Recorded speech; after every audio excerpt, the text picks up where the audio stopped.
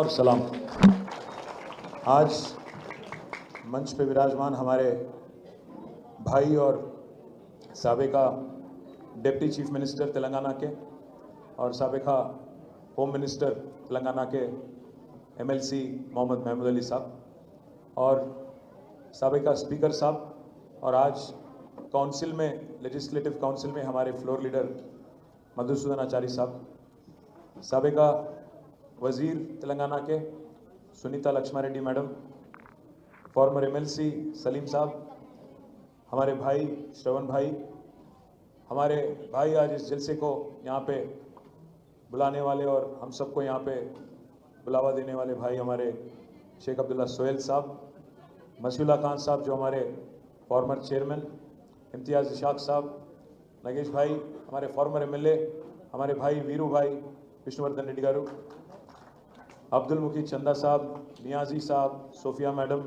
और जितने हमारे भाई, हमारे कार्तिक भाई, श्रवण भाई, आनंद भाई, कलीम, मोहित खान साहब, शरीफ भाई, अरशद भाई, मुनीर भाई और बदर भाई, बदरुद्दीन साहब, मुटा जयसिमा साहब, हमारे डिप्टी मेयर वारंगल के मसूद भाई, अब्दुल बासित साहब और जिस किसी का भी नाम नहीं लिया, जमील भाई हमारे, और जिन किसी का भी मैं नाम नहीं लिया पहले मैं उनसे माफ़ी मांगता हूँ। अगर कुछ बोलना भी है तो मन में बोलो, बाहर मत बोलो।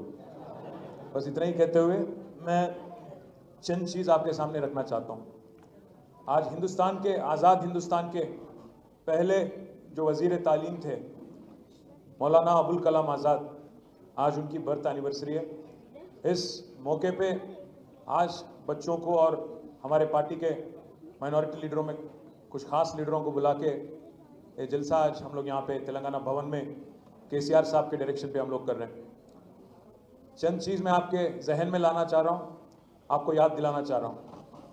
जिस दिन तेलंगाना बनी थी 2014 2 जून को, काफ़ी सारे अफवाहें, काफ़ी सारे शंकाएं थे आपके मन में, क्योंकि हमारे जो दुश्मन जो तेलंगाना बनने के खिलाफ थे, मुखालिफत कर रहे थे, सबकी कान भर के बहुत कोशिश कर रहे थे कि हिंदू और मुसलमान भाइयों के बीच में, मेजॉरिटी और माइनॉरिटी भाइयों के बीच में, बहनों के बीच में एक दरार खड़ा करने की कोशिश, दरार क्रिएट करने की कोशिश बहुत ज़ोर से वो लोग कर रहे थे। पर 10 साल में तेलंगाना में जो अमन, जो भाईचारा, जो खुशहाली, एक दूसरे की रीत और रिवाज को इज्जत देने की एक तहजीब जो केसीआर साहब के सदारत में, केसीआर साहब के हुकूमत में हमने जो देखा, शायद पूरे हिंदुस्तान के लिए एक मिसाल की तौर पे 2014 के बाद तेलंगाना पूरे हिंदुस्तान के लिए गंगा जमुना तहजीब और हिंदू मुस्लिम यूनिटी का एक मिसाल बन गया पूरे हिंदुस्तान में। मैं याद दिलाना चाहता हूँ आपको कि कितने काम केसीआर साहब की हुकूमत ने हर किसी के लिए की, उसमें माइनॉरिटी भी है, मेजॉरिटी भी है। हमेशा केसीआर साहब ने गरीब को गरीब की तरह देखा, इंसान को इंसान की तरह देखा, कभी मजहब के नाम पे सियासत या सियासी फ़ायदा ढूंढने की कोशिश कभी नहीं की। मैं याद दिलाना चाहता हूँ आपको, आज अगर एक गरीब मुसलमान बहन को रमज़ान के वक्त उनके घर पे एक तोहफा दिया गया, तोहफा पहुँचाया गया, तो गरीब हिंदू बहन को बतुकम्मा के दौरान, दशहरा के दौरान उनके घर पे भी तोहफा पहुँचाया गया। साथ ही साथ हमारे गरीब अगर ईसाई भाई बहन हैं, उनके घर पे भी क्रिसमस के दौरान एक क्रिसमस गिफ्ट भिजाया गया। तो ये है एक दूसरे को साथ लेके चलना, सबका साथ सबका विकास, सच्ची विकास ये है। बोलने के लिए बहुत कुछ बोल सकते हैं, पर आज अगर पूरे हिंदुस्तान में कोई एक ऐसी हुकूमत थी जिसने हर किसी को साथ लेके चलने की कोशिश की और दिल से की, तहे दिल से की, तो केसीआर हुकूमत है। साथ ही साथ मैं आपको याद दिलाना चाहता हूँ, आज हिंदुस्तान के पहले वजीर तालीम की बर्थ एनिवर्सरी है। तो तालीम की बात अगर की जाए, केसीआर साहब पहले दिन से बोलते आए कि जितना अच्छा तालीम हम हमारे बच्चों को दे पाएंगे, आगे आने वाले नस्लें उतना और मजबूत होंगे और उनकी काबिलियत इतनी बढ़ेगी कि पूरे दुनिया से लड़ने की हिम्मत, पूरे दुनिया में जाके कहीं भी हिंदुस्तान की ताकत दिखाने की, हिंदुस्तान की काबिलियत दिखाने की उनमें एक हिम्मत आ जाएंगी। तो इसीलिए एक नहीं, दो नहीं, 204 स्कूल टिमरिस के जरिए 1 लाख, करीब 1,40,000 बच्चों की, माइनॉरिटी बच्चों को पढ़ाने की कोशिश केसीआर साहब की हुकूमत ने की। पढ़ाना और उनके इंतजाम जो तालीम के वास्ते जो किया, मैं आपको याद दिलाना चाहता हूँ। एक एक बच्ची पे और एक एक बच्चे पे सालीना 1,20,000 1,25,000 रकम एक एक बच्चे पे हुकूमत ने खर्च की। आपकी सब रिक्वायरमेंट जो भी हैं, चाहे आपके स्कूल बैग हो, जूते हो, आपके जो बेडशीट हो, करोड़ 438 को क्या बोलते हैं 438 करोड़ रकम आज माइनॉरिटी बच्चों के वास्ते, आज हमारे बच्चों के वास्ते केसीआर हुकूमत ने खर्च किया। आप सबकी तालीम दुनिया से लड़ने की काबिलियत लाने के लिए कोशिश की। 2 एकड़ जमीन नामपल्ली में, 2 एकड़ जमीन नामपल्ली में आज करीब करीब हमारे सोहेल भाई वहीं रहते, क्या रकम रहेगा साहब 2 एकड़ जमीन नामपल्ली में? 100 करोड़ से ज्यादा रहता, 100 करोड़ से ऊपर रहता। 100 करोड़ से ऊपर रहने वाली 2 करोड़ जमीन एक यतीम खाना अनीसुल गुरबा बनाने के लिए उसको 39 करोड़ 39 करोड़ के साथ बनवाया। एक शानदार, शायद हिंदुस्तान में, मैं सवाल कर सकता हूं, मैं पूछ सकता हूं कांग्रेस हुकूमत से और बीजेपी पार्टी से, बीजेपी के लीडरों से भी, पूरे हिंदुस्तान में मुझे एक ऐसी यतीम खाना दिखाइए जैसा केसीआर साहब ने आज अनीसुल गुरबा नामपल्ली में बना के आज पूरे हिंदुस्तान को एक मिसाल के तौर पे बना के दिखाया। साथ ही साथ जो 400 साल पुरानी हमारी मक्का मस्जिद है, उसकी रिपेयर और उसकी रिजुवेनेशन, रिस्टोरेशन के वास्ते करीब करीब 9 करोड़ खर्च किए गए। उसका भी काम हो गया, पूरा हो गया, मुकम्मल हो गया। साथ ही साथ जहांगीर पीर दरगाह जो कुत्तूर में है, उसके वास्ते 50 करोड़ रकम मंजूर किया गया। साथ ही साथ हैदराबाद की जो जामे निजामिया, 14 करोड़ रुपए के साथ जामे निजामिया की ऑडिटोरियम बनाए।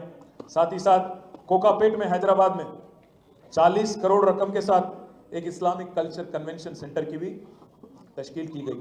उसके साथ ही साथ माइनॉरिटी कॉरपोरेशन, फाइनेंस कॉरपोरेशन के जरिए करीब करीब 1000 कैब, और हर साल 9.5 साल हुकूमत थी बीआरएस की तेलंगाना में, हर साल, और अगर कुल मिला के 9.5 साल अगर आप देखेंगे, 10,000 करोड़ से ज्यादा बजट देने वाली एक ही हुकूमत है हिंदुस्तान में माइनॉरिटी वेलफेयर के वास्ते, वो है केसीआर हुकूमत। मैं इस वास्ते आपको याद दिलाना चाह रहा हूँ कि ना सिर्फ हमारे बच्चों की तालीम के वास्ते, बल्कि हमारे हर गरीब भाई और बहन की खिदमत करने के वास्ते केसीआर हुकूमत ने काफ़ी कोशिश की। आपको याद होगा शादी मुबारक जैसे स्कीम पूरे हिंदुस्तान में कहीं नहीं था।